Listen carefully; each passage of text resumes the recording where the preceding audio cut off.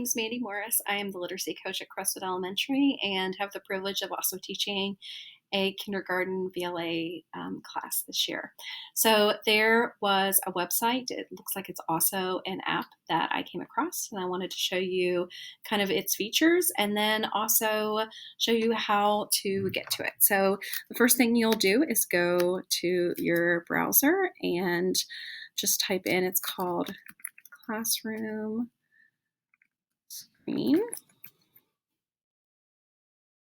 And then you can just click on here. This is something that is free. I think it does have some paid features, but I'm going to launch it. Because it has app in the beginning of the web address, I am assuming that it is also an app that if you were using an iPad, you probably could just access it from your app.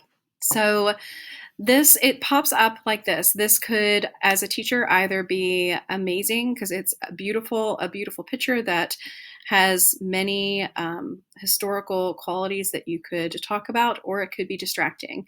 I've used some of these pictures for the kindergarten classroom just to be conversation starters. There are lots of backgrounds. If you click on backgrounds, it gives you lots of options. Sometimes I will, and you can hide this bar here and see more.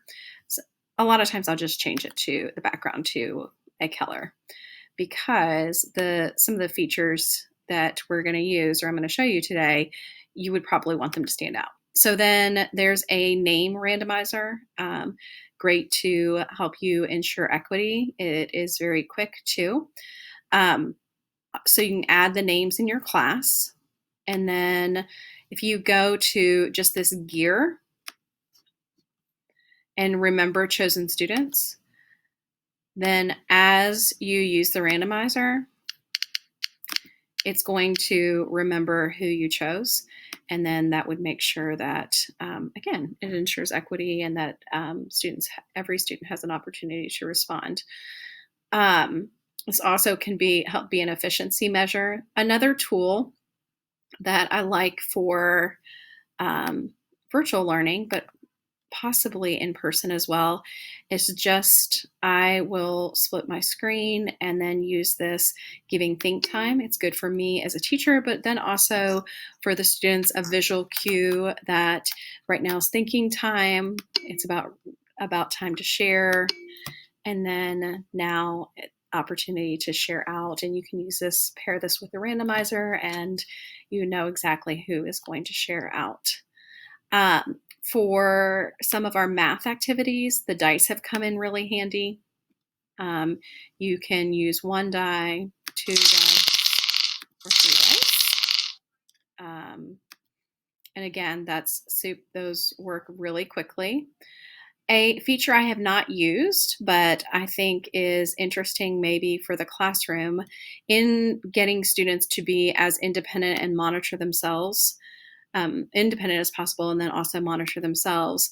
The sound level allows them to visually see how instead of us as teachers saying it's getting loud or what is your voice level and those reminders, for it to be visual for our visual students, this could be very helpful.